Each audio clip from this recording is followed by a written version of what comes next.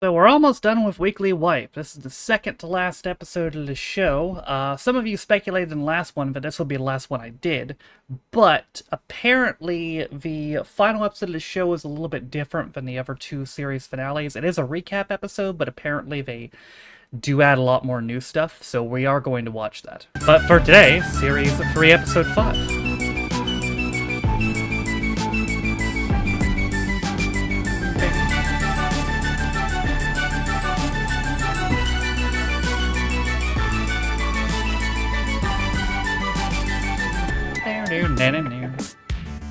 Hello, I'm Charlie Brooker, and you're watching Weekly Wipe, a program all about things that are happening. Things like this. Things that are probably still happening. Suspended, Rifkind resigns following undercover sting operation. It's ignited a row about MPs with second jobs. Must be worrying for David Cameron, who in addition to his role as Prime Minister has been caught on video working as a builder, a train driver, an IT engineer, a mechanic, a factory worker, an evangelical preacher, and a shiny-chinned succubus of the damned.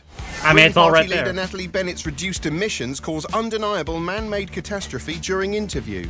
But what is the total cost of 500,000 homes? Billions were entertained by glamorous coverage of the Oscars. In triumphant scenes, Eddie Redmayne picked up the Best Actor Oscar, which then surprised him by unexpectedly going hot in his hand. This Oscar. Wow! More of that sort of thing later, but let's start here. I thought you Wrong could bit drop there. it. Oh my god. Can you believe we've had 30 years of Eastenders? Yes. 30 years. For 30 years we've laughed, we've cried. 40 years now. Not at Eastenders, obviously, no. We've just stared at that dispassionately like a dog glancing at a skirting board. Oh, stinks in here, doesn't it? A lot's changed since the first episode was broadcast in scintillating shito-vision back in 1985. Oh, come on, Mum. It wasn't Arthur's fault they closed the factory down and no one wanted his dinky. In 1985, Pause. we were stuck in a Cold War with Russia. We worried about terrorists, we fretted about the divide between rich and poor, and there was an increasingly unpopular Tory in Downing Street. Whereas these days, we've got all of those things, plus Nando's and Wi-Fi. Anyway, to doof up some interest, Not long for the Tories, contemporary though. Eastenders held a special novelty Death of a Teenage Girl week in which it unveiled the killer of Lucy Beale, daughter of fish and chip mogul Ian Beale, a man so luckless and downtrodden he stands out as a shit magnet even on Albert Square. Poor old Bealey boy's been shot, cuckolded, beaten up, widowed, bullied, blackmailed, turned into a tramp, and now his daughter's been murdered. No wonder he's had a complete mental breakdown. What is that? This is your Auntie Pauline. Anyway, Who Killed Lucy is just the latest in a string of nail-biting questions posed on EastEnders. We've all got our favourites. Who could forget Alfie, what's the time? Alfie, what's the time? How do I get it so that I'm a rally driver? How do I get it so that I'm a rally driver? And the spine-tingling, you're going to go full-time at the chicken shop. You're gonna go full time at the chicken shop? Don't know about you, but I was up all night worrying about that one. Anyway, this being a sprawling whodunit, there was a square full of suspects. Was it Drew Barrymore, Alan Shearer, Tintin, Zoella, Sean Locke, Clara Oswald, Lord Sugar, Nick Grimshaw, Alex Jones, Boris Johnson, Vladimir Putin, or HSBC? They all had a motive, All of them. probably. Having spent the best part of a year building up to the big reveal, the tension was kept at a peak with an insane number of scenes in which someone was about to utter something important, I found something out. What? Only to have to suddenly clam up when another character came in. Dad? Oh, God, this is worse than working in an open-plan office trying to slag someone off by the photocopier. You just can't get it done. There's no privacy. Look. No matter what I do, I can't get it out of my head. Get what out of your head? Yeah, get what out of your head? Get what out of your head? Ah. Oh, God, not Ben Mitchell again. That What guy is this, again. Interruption Street? Do you still think that I killed her? If that's Ben We'll Mitchell, never know. tell him to f*** off. As the climax loomed closer, they stopped pussyfooting around, and direct accusations and false I bet Ben confessions killed her. flew about the square like startled starlings. She knows. Who knows what? Well, you killed Lucy. You know I killed Lucy. Lucy was killed in this house. I don't know nothing about who killed Lucy. Dad thinks I murdered Lucy. She killed Lucy. He killed Lucy. I killed Lucy. Oh. I'm starting to think I killed Lucy. Hope I got away with that double bluff. Did No I one kill suspects Lucy? me. Hello? It's me. Oh, hi, Ian. What's up? I know. What do you know? You killed Lucy. Shit, sorry, Ian. I've got to go. Ben Mitchell's here. Thank God. The other main gimmick was that the episodes contained special live elements indicated by a hashtag in the top right corner. The trouble with the live element was that while it was undeniably nail-biting, it just made you even more keenly aware that what you're watching is a work of fiction, especially when the cast accidentally refer to other characters by the actor's name, as Tanya Branning did here. How's Adam? Yeah, how is Adam? Yeah, how's Adam? Oh, not another interruption. There isn't even anyone there. The potential for mistakes like that to be broadcast live made the cast understandably anxious. In fact, several of them looked like they were going to be sick with nerves. And at least you know it's actually live. Oh. Better out than in. Luckily, Shane Rich is such a pro, he wasn't fazed at all when Kat started vomiting. He just called in an understudy to finish off her lines. Stace, do you want to take over here, please? Anyway, the night of the big reveal, the show pulled out all the stops, unleashing the sort of crime wave London hasn't seen since the 2011 August riots. Mick Carter beat off Dean in the basement of the Vic until his horrified daughter pulled him off just to make it stop, while Dot shockingly confessed to killing her son Nick. I've killed my son. Then turned the air blue, flinging 4-letter insults at her fellow cast members. You can't! Ooh, that's a bit strong. There were also some Easter eggs for fans. You heard me. Get him up, pup. The anniversary special opened with an homage to the very first episode, featuring identical sound effects and dialogue. Oh, stinks in here, doesn't it? God, it really stinks in here, doesn't it? God, you'd have thought they'd have fumigated the place in the intervening 30 years. Guess and there was not. also a gasp-inducing scene in which legendary character Kath returned from the grave for a face-to-face conversation with Phil she could have held on the phone. Hello, Phil. Oh, at last, 2 people in the middle of nowhere. At least no one's going to interrupt this scene. Please, Phil. Oh, come on. I've got to go. Oh, God, if that's Ben Mitchell, tell him to fuck off. Topping it all was a sort of flashback Crime Watch reconstruction special, which spookily flashed all the way back to April 2014. Do you remember April 2014? No. It was like a different age, wasn't it? We hadn't heard of the iPhone 6 or the iPhone 6 Plus, and Lucy Beale was still alive for a bit. Turns out, on the night she died, Lucy Beale bumped into absolutely everyone in the world and had a shit time with all of them. The shock twist came when the whole thing turned into an episode of Kids Do the Bloodiest Things, as teeny Bobby Beale was revealed to be the killer. Whatever she says, she started it. Wait, the kid? She made everyone unhappy. Yes, Bobby had whacked Lucy round the head with a flimsy-looking music box and inadvertently killed her. He Bruh. must have a heck of a swing on him. He's the next Tiger Woods. In fact, he's just like Tiger Woods. He's a lady killer with blondes falling at his feet. Poor Ian was stunned. Oh, cheer up, mate. Don't think of it as losing a daughter. Think of it more as gaining a murderer. I love you. I love you too. Oh, he's the sweetest killer since refined sugar. All things considered, Eastenders anniversary week was something of a triumph. The cast pulled it off. The integration of live elements was Wait, so seamless. no punishment the for the reveal was kid? genuinely electrifying, and the majority of viewers seemed satisfied. What? We will be. Apart from a few oddballs who complained to Ofcom, not because the killer was a boy, but because unlike every other plot point, which is spoiled in advance on the covers of gaudy soap mags, Bobby Beale's guilt hadn't been signposted enough for their liking, which is the whole point of a whodunit. Too difficult, Otherwise what it's a the- no-done-it. Still, let's not get carried away. I mean, it was good, but anyone can do live television. In fact, all my studio links this week are going to be performed live, starting now. Cue live link.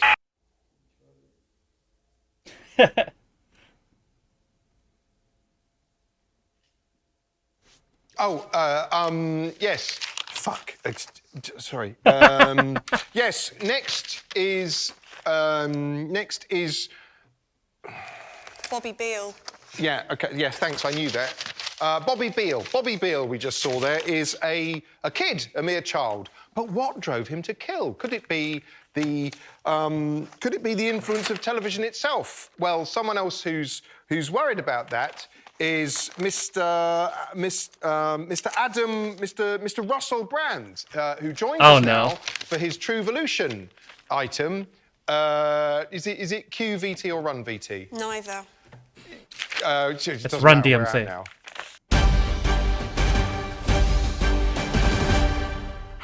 Hello, Krishna. I'm Russell Brand, and this is True Evolution, wafting away the systemic plutocratic miasma of modernity to reveal the authentic human reality that resides in a beneathment. This week, I'm looking at television. Like any man-made device, Oh, God. television is a drug, an HB opium of the masses, designed to keep them on their sofas instead of out in the streets refusing to comply with road signs. As you can see, literally everything on television is insidiously evil. They try to bamboozlate you at an early age with children's televisions, like In the Night Garden, right? It's an insidious fable. Hello, Wiggle Piggle. Oh my god. Starring a cartoon abstraction of Just David nightmare Cameron roaming the verdant rolling hills of his personal idealised England, filled with ethnic minorities sleeping outdoors, the noble pensioner reduced to collecting stones like a man doing hard labour, and proletarian families sleep in 10 to a room in their overcrowded slum dwellings. Peppa Pig's worse, right? On the face of it, she inhabits an idyll, a world in which all are equal, pig, elephant, rabbit, and whatever that one is, communing harmoniously in a functioning and attractive utopia. I'm not a flower, I'm Peppa Pig. But there's Now one, you're a right, flower. where she meets the Queen, the actual one. And now, a special message from the Queen. The Queen! The Queen!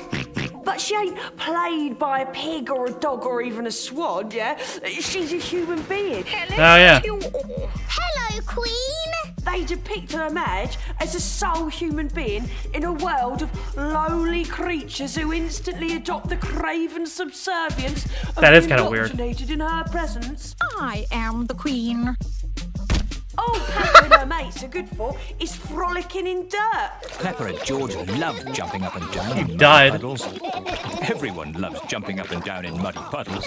Anyway, till next time, I'm Russell Brand. Remain beautiful and quizzical. Hare Krishna, peace out. That's pretty accurate, Russell Brand. Oh, that's cold, mate. Nah. Have to get me a new one. Oh boy.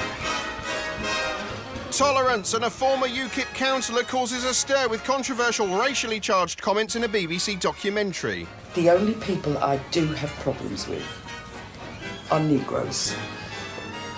And I don't know why. Not a Chelsea fan by any chance, are you? I don't know whether there's something in my psyche or whether it's karma from a previous life. Maybe you're a reincarnationalist. I think you're just In a other racist. sad race relations news, this furtive phone footage showed a trainload of Chelsea fans shoving a man off the Paris metro apparently because of the colour of his skin. That's fucked up. If only he'd been born blue, then they'd like him. Having shoved him off the carriage, they then broke into some racist chanting.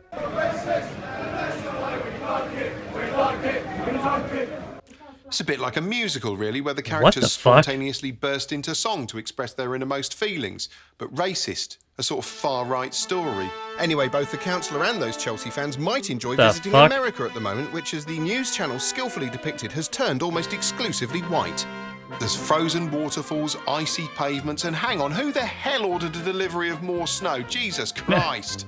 Thing is, what with the whole planet being f***ed through a bin bag thanks to climate change, extreme weather is just weather these days. True. We're already getting so bored of extreme weather stories, the news has to give them snappy names just so we'll pay attention. It is Snowmageddon. Snowmageddon. Weather bomb. Snow emergency. Snowpocalypse. On Snowpocalypse Monday. What next? Serial chiller? Catastrophes? ISIS? But never mind exciting names, the public was soon providing exciting visuals.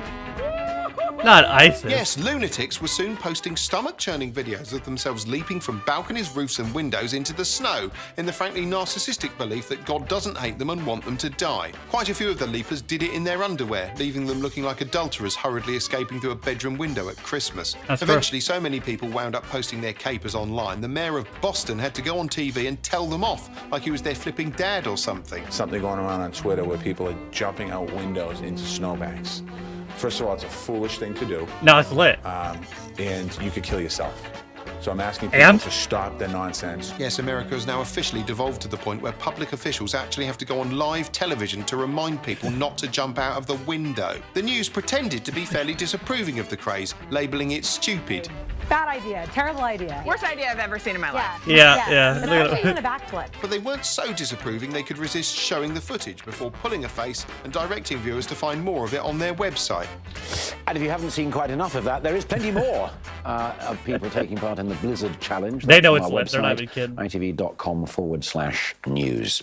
There's this Oscars thing Hollywood does to celebrate the best films ever made. Yeah. As long as they were made recently. It's really exciting to watch. The No, it's coverage not. of it was amazing. I mean, it's got loads of famous Unless Will people Smith in is it, there. so it's like a film, but better, because it doesn't have the boring story bit. It was exciting this year because two White of our Walker. actors were up against each other, Eddie Redmayne and Benelin Thundercrack. They both played geniuses, but different flavoured geniuses in these incredible-looking films. One of them played this sort of computer genius and looked a bit like Sherlock Holmes. You need me a lot more than I need you. I like solving Didn't he end up doing Sherlock Holmes? Commander. He was so good at computers, he did hacking before computers were real.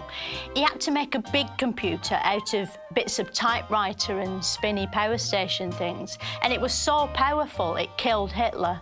Oh. He was called Alan Turing, and the authorities persecuted him because he was gay. Then they drew a veil over it, which is where the phrase Turing Shroud comes from. And the other one, That's this very sort quickly. of Austin Powers man called Steve Hawking, who got cleverer and cleverer until he turned into a sort of robot. Anyway, Eddie Thing won, which was just amazing to see. Thank you. Thank you. People said it was sort of annoying them two got nominated. It proves acting's just for posh people now. But you can still act without being posh. You just have to do different roles. Like my mate Paul pretended to be in a neck brace for 6 months to get money from a car insurance company, and he won an award after he'd gone to court. What's clever about the Oscars is it isn't just this an fucking actors' movie. competition. It's also about films. Why did Clockwork like, Orange music? It had all these different films that wanted to be the best film, but only one of them could. The best films showed all the different things you can make films about. Because there's one about a man, and one about a man, and one about a man, and one about a boy turning into a man. This soundtrack People rolls so said hard. the films were all a bit manny, but there aren't any good films about women, except Mrs. Doubtfire. And even then they couldn't find a woman to play Mrs. Doubtfire and had to get a man in. One of the favourites to win was this film called Boyhood, which was really clever. It was like 12 Years a Slave, but he was 12 years a boy. Being a boy didn't look as bad as being a slave, but he still had to do stuff when people told him to. Put that homework in your backpack. Go eat. The main actor was amazing because he played a boy and played a man, and he played all the bits in between. It was so interesting. He was like a slow-motion Hulk, getting bigger, but really slowly. The special effects were amazing. You could almost believe it could actually happen in real life. There was one called Whiplash. It was like the Karate Kid done in drums. You're rushing. Huh. Here we go. Oh, I know this one. Whoa! It's probably the best film there's been about drumming since that brilliant one where the little I haven't rabbit seen wins the Whiplash. I've seen battery clips of it, though. competition.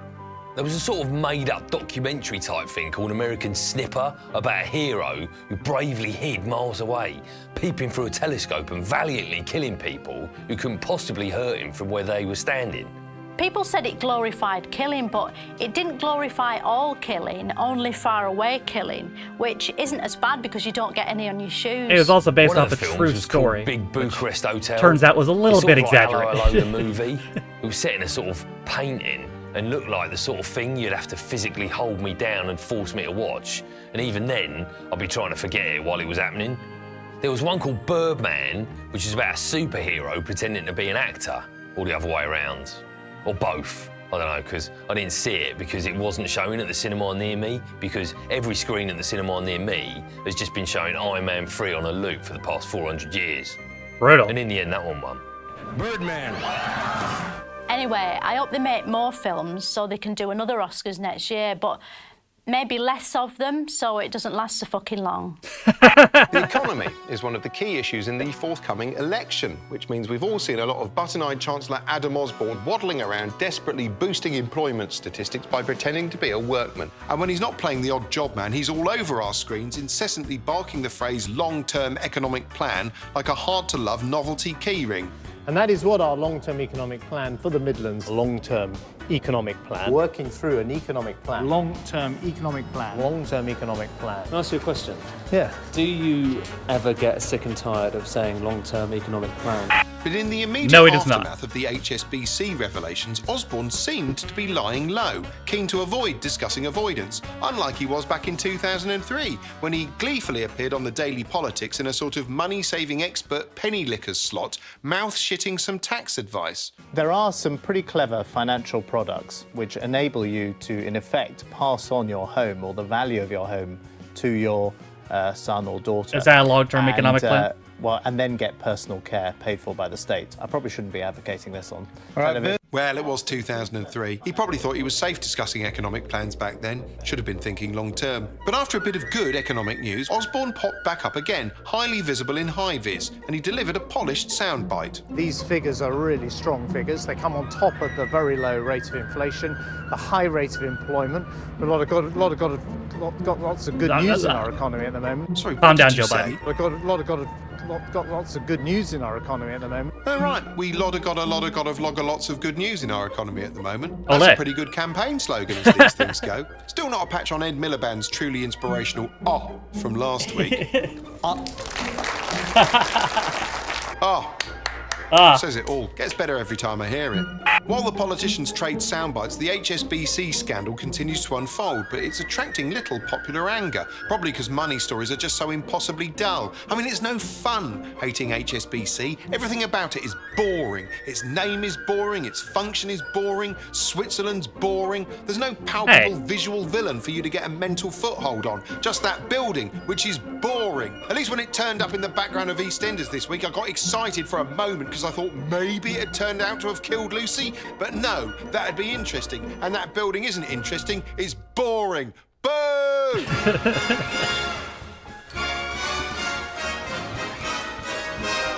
Television, and following its eye-opening item on bondage a few weeks ago, Brunchtime Horror Show This Morning descends further into extreme kink with an item on dogging. Not the grubby car park variety, this is more romantic. He's about to go on dates with 3 single dog owners, but has to choose them only using photos and descriptions of their dogs.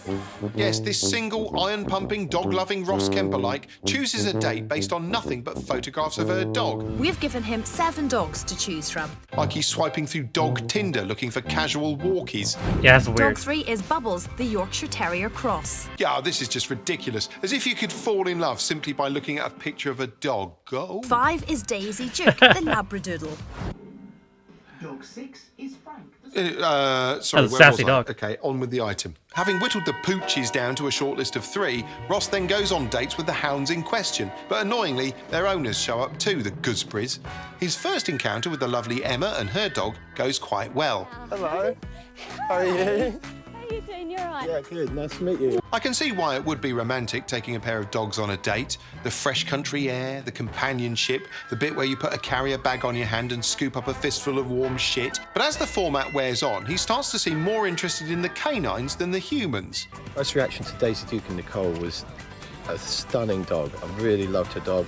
Beautiful dog. Sadly, the show chickens out of encouraging him to have full sexual intercourse with a dog, like I'm implying, and instead Ross chooses the human called Emma. And judging by the smiles in the studio later, the pair of them are pretty happy. Do we think we're going to see each other again? Yeah, definitely. Yeah, definitely. Yeah. If they end up sleeping together, I suppose the whole thing's been a shaggy dog story. This was only the latest This Morning bid to inject a bit of needless dog into proceedings. A few weeks ago, they ran an item on dog yoga, which was full of dubious science. We are connected to our dogs. It's so simple. Our nervous system is completely connected to our dog's nervous system. Really? What? Down the lead? It also contained the revelation that rhythmically stroking a furry thing between your legs can provide a relaxing release of energy before degenerating into the sort of extreme imagery you'd expect to find on the dark web, rather than an item on daytime TV. Prison. Right up to the ceiling. Extend your tail, your human tail forward. Anyway, not content Prison. with shoving dog in one end, they soon concentrated on oral canine relations, conducting an interview with a man who tests dog food for a living by eating it. I taste pet food. Wonder if he wags his tail if he likes it. This culminated in a culinary high point as Schofield tucked into a bowl full of brown dog you gulp. Oh, Phil, now there's no need. You see? That's not bad. Wonder if that's the first time he's found himself swallowing a mouthful of pal at this time of day. Still, It is gross not. though this was, it wasn't quite as extreme as the scatological-looking 2 hosts 1 cup style item they'd hosted in a previous episode. Lots still to come this morning, including Warwick Davis. Back in a minute.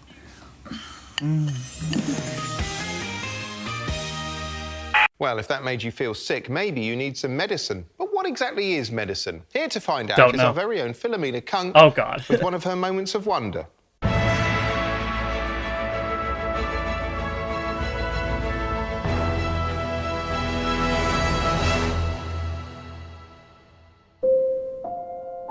For thousands of years, man has been getting better, thanks to one single thing: medicines. Medicines means we can treat everything from made-up diseases like the plague to modern epidemics like allergicness to bread. The ancient Egyptians thought that onions were medicine, but they're not. They literally didn't know they're onions, and that's where we get the phrase from. Of course, today, we now know that onions are not a medicine. Onions are disgusting. Despite all the advances in medicine, there is still some things we can't cure. The common cold, the squints, dicky tummies. Coronavirus. Doctors are working on this as we speak, and even when we're not speaking, because some of them work nights. To understand medicine, the best way is to try them all, but apparently that's dangerous, so Yeah. I'm talking to a medicine man. Hello, who are you? My name is John Martin, and I'm a doctor. And what do you do? I'm Professor of Cardiovascular Medicine at University College London, which means that I see patients, I do research, and I teach. So what's medicines? Medicines, if we're talking about tablets, Well, I was thinking more the liquid ones. the liquid ones are the same as the tablets, only they're normally given to children who can't take tablets. Ah, right. That's a big difference. Why can't we get medicine crisps? You know, because no one likes needles and everyone likes crisps. Well, there's a thing called the risk-benefit ratio. So whenever we do anything to a patient, we have to weigh up the harm we're doing as opposed to the good we're doing. And there's always a downside.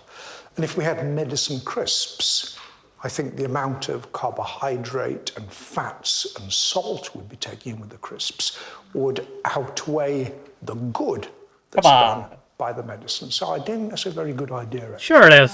And like, if you had like Monster Munch, that wouldn't work as well as medicines. Sorry, Monster Munch. Could you explain that to me? It's like a puffy crisp. Yo, They're lovely. You can get like pickled onion and beef. Right. Again, I'd have to weigh up the risk-benefit ratio of, what did you call the monster? Monster Munch. Monster Munch, mixed with the medicine, the bad it would do versus the good. Right. Bon Jovi sung about bad medicine. I think we're going to look at a clip of that now. Right. Don't worry. If you can just nod your head as if you've seen the clip. So, was that medically accurate? No, it wasn't. They say that laughter's the best medicine, but if that were true, why do so many comedians die of cancer? Perhaps they weren't funny enough. It's a sobering thought, and that's useful because many comedians Didn't even know he are was sick. also alcoholics. Next That's also time true. on Moments of Wonder, I'll be asking, where did these robots come from? Well, that's all we've got time for this week. Until next time, go away. Okay. Good timing on this one. I don't know if you guys' election in 2 days. Yeah? Should be interesting. I mean, it's going to be a landslide if the polls are correct, but you never really know with polls. I mean, I think we know who's going to win, but it would be very interesting to see, if it's a big a landslide as the polls are implying. I have a feeling it won't be, but be crazy if it was.